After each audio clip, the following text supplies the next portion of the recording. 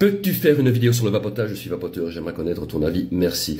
Alors, moi, perso, c'est pas pour moi. Tu vois, les engins de guerre là, qui te font cracher de la fumée comme une vieille locomotive, pas pour moi, ça m'arrache la gorge.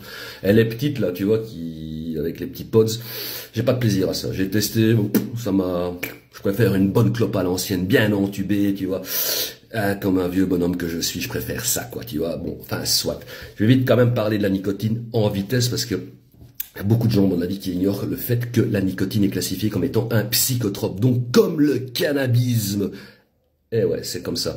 Donc la nicotine, il y en a qui considèrent ça comme un calmant, moi je considère ça comme un calmant, et d'autres comme un excitant, comme ma psychologue, qui m'a dit, voilà, quand vous réveillez la nuit, quand vous faites une insomnie, je vous conseille de ne pas fumer parce que ça risque de vous activer. Moi je trouve que ça me désactive. Ah bon, bref, on n'est pas tous égaux face aux substances, c'est comme ça.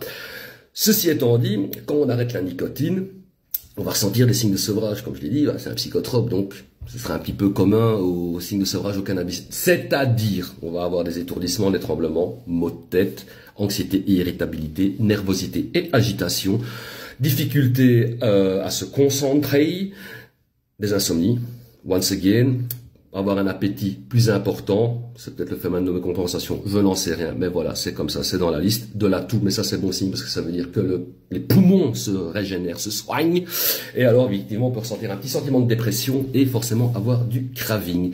Maintenant, bon, pour pas encaisser tous ces signes-là, il y a moyen d'arrêter la nicotine avec les vapoteuses, ça c'est sûr et certain, c'est un tabacologue qui l'a expliqué dans un article très intéressant que j'ai lu récemment.